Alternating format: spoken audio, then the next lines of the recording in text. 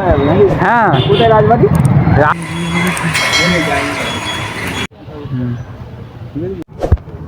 চোখ দিয়ে পারবে ও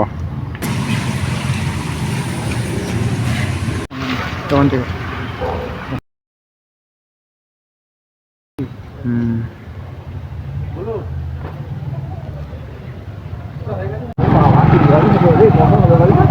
ফেলছি হ্যাঁ ফেলছি। নমস্কার বন্ধুরা, শুভম ঘোষ ব্লগসের আরও একটা নতুন ভিডিওতে তোমাদের সবাইকে অনেক অনেক স্বাগতম। তো ভিডিও শুরুতে তো তোমরা ছোটো ছোটো ক্লিপগুলো দেখলেই আজকে আমরা যেতে চলেছি জনায়ের জমিদার বাড়ি, যেখানে তৈরি হচ্ছে ঠাকুর। হ্যাঁ বন্ধুরা, তোমরা ঠিকই শুনেছো, আজকে প্রথমবার আমি তোমাদের দেখাতে চলেছি জনায়ের জমিদার বাড়ি। এরপরে কোনো ব্লগে জনায়ের জমিদার বাড়ির বিস্তারিত ব্লগ আমি তোমাদের সাথে আনবো, কিন্তু আজকে যে সেখানে ঠাকুর তৈরি হয় সেই জিনিসটাই আমি তোমাদের সামনে সম্পূর্ণভাবে তুলে ধরবো। তো চলো, সেটা কোথায় সেটা জানতে হলে তোমাদের এই ব্লগে চোখ রাখতে হবে, পুরো শেষ অবধি দেখতে হবে। এখন আমরা আছি জনাই রোডে, তোমরা সবাই দেখতে পাচ্ছ। চলো এখন আমরা যাব জনাইয়ের দিকে, জনাইয়ের রাজবাড়ি বা জমিদার বাড়িতে ঠাকুর তৈরি করা দেখতে। বন্ধুরা, এই রাস্তাটায় আসতে মানে খুবই সুন্দর লাগে আমার।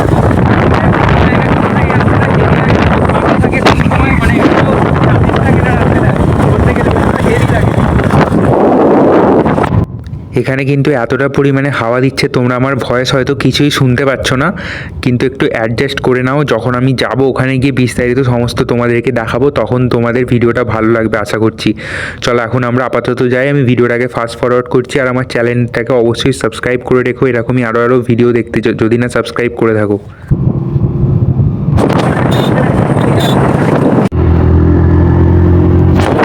কাছাকাছি কিন্তু আমরা এখন এসেই গেছি। এইখানে যেখানে আমরা এখন যাচ্ছি, এখানে আমি এসেছিলাম প্রায় 1 বছর আগে। 1 বছর পর আসছি, রাস্তার অবস্থা কি জানি না। আর সেখানে যাওয়ার পথেই জনায়ের বিখ্যাত মনোহারা তো তোমরা সবাই জানো, সেখানকার মনোহারাও কিনবো। সেটাও আমি ভিডিও শুরুর ফার্স্টে যে ক্লিপ দেখিয়েছিলাম ছোটো ছোটো, সেখানে শেয়ার করেছিলাম। আর যে দোকানটা এখানে মনোহারার বিখ্যাত, সেই দোকান থেকেই আমরা এখন মনোহারা কিনে কিন্তু খাবো। তোমাদের ভিডিওটা পুরো শেষ অবধি দেখো, সমস্ত কিছু তোমরা দেখতে পাবে। আর আমাদের সামনে কিন্তু দেখতে পাচ্ছ খেলার মাঠ রয়েছে। আর আমাদের সামনে এখন জনাই পঞ্চবটির যে মন্দিরটা রয়েছে, একদম পুরো টার্নিং পয়েন্টে রেল লাইন যাচ্ছে, যেদিকে স্টেশন যাচ্ছে জনাই স্টেশন, তো সেইখানে আমাদের জনাই পঞ্চবটির মন্দির রয়েছে। এই দেখো, এই সামনের মন্দিরটা হচ্ছে জনাই পঞ্চবটির মন্দির। দেখে নাও তোমরা সবাই, আমি তোমাদের একটু দেখিয়ে দিই ব্লগে। আর এখানে একটা নতুন ক্যাফেও খুলেছে, সেটারও আমি ব্লগ তোমাদের সামনে আনবো। আর এই হচ্ছে পঞ্চবটি মন্দির। এখানে তোমরা হয়তো কম বেশি সবাই এসেছো। আর আমরা এখন দেখো এই ক্যাফেটার কথাই বলছিলাম। আর আমরা এখন বাঁদিকে বেঁকে যাব সোজা জনাই জমিদার বাড়ি, যেখানে ঠাকুর তৈরি হচ্ছে। আর এখানে একটা নার্সারিও আছে, তোমরা দেখে নাও। তো বন্ধুরা, এখন আমরা যে যাচ্ছি দুর্গা ঠাকুর দেখতে। জনার এখানে অনেক ঠাকুর তৈরি হয়, তো ওই ঠাকুরটাই দেখতে যাচ্ছি, তোমাদেরকে ব্লগেও দেখাবো আমি। আর দেখো এই ব্যাগটা জনায়ের, তোমরা কেউ চিনে থাকলে কমেন্টে কিন্তু আমাদের বলবে।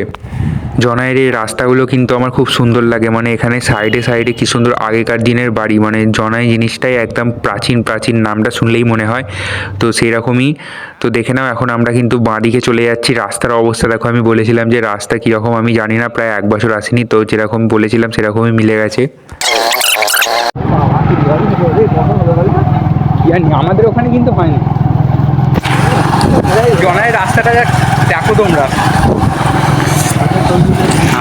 দেখো বন্ধুরা, অবশেষে আমরা এসে পৌঁছেছি জনায়ের সেই বিখ্যাত জমিদার বাড়ি, যেখানে ঠাকুর তৈরি হয়, দুর্গা ঠাকুর তৈরি হয়। আর এই হচ্ছে শিব মন্দির, যেটা এই জমিদার বাড়ির সামনে আছে। আর দেখতে পাচ্ছ এই সাইডেই জমিদার বাড়ি, একদম সাইডেই ঠাকুর তৈরি হচ্ছে। এখানে আমি ঠাকুরগুলোকে ঘুরিয়ে দেখিয়ে দিই, যেহেতু সামনে দুর্গাপুজো আর খুব বেশি দিন বাকি নেই, প্রায় 2 মাস মতো বাকি। তো দুর্গা ঠাকুরের কাজ প্রায় শেষের দিকে বলাটা ভুল, মাঝামাঝি চলছে।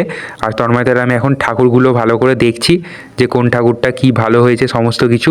আর এই জমিদার বাড়িটারই ব্লগ আমি তোমাদের সামনে আনার চেষ্টা করব, পরে যদি কোনো দিনও সময় হয়, তো পারমিশন নিয়ে ওদের থেকে পরে আমি আনবো। আপাতত তোমাদের এই ঠাকুরগুলো দেখাই। দেখো কত সুন্দর সুন্দর ঠাকুর তৈরি করেছে এখানে, আমার তো দেখে খুব সুন্দর লাগছিল। আর নিচে দেখতে পাচ্ছ অনেক ছোট ছোট ঠাকুর রয়েছে, কার্তিক ঠাকুর আছে। শুধু যে দুর্গা ঠাকুর হয় তাই না, এখানে 12 মাসই ঠাকুর তৈরি হয়। আর ঠাকুরের পাশাপাশি জমিদার বাড়িটাও তোমাদের একটু ঘুরিয়ে দেখিয়ে দিই। এই হচ্ছে জমিদার বাড়ি, দেখতে পাচ্ছ কত দিনের পুরনো, জাস্ট জমিদার বাড়িটা তোমরা দেখে নাও। দেয়ালগুলো ভেঙে ক্ষইতে শুরু করে দিয়েছে। আর জমিদার বাড়ির মেন দরজা এটা। আর এই হচ্ছে জমিদার বাড়ির সাইডে একদম ঠাকুরটা তৈরি হচ্ছে, তোমাদের ঘুরিয়ে আমি দেখালাম। আর ঢোকার সময় কিন্তু শিব মন্দির রয়েছে, এই যে শিব মন্দিরটা দেখে নাও, এইটা জমিদার বাড়িতে যখন তোমরা ঢুকবে একদম রাস্তার ধারেই এই মন্দিরটা পড়বে, তারপর জমিদার বাড়ি পড়বে। আর জমিদার বাড়ির ঠিক ডান দিকে রয়েছে এরকম একটা ব্যালকনি দেখতে পাচ্ছ, মানে দেখলে দিনের বেলাতেই ভয় ভয় করছে। আর এই হচ্ছে জমিদার বাড়ির সামনের দৃশ্যটা। আর চলো এখন আমরা মানে অনেকক্ষণই ছিলাম, এবারে আমরা কিন্তু বেরিয়ে যাচ্ছি গাড়ি নিয়ে এখান থেকে।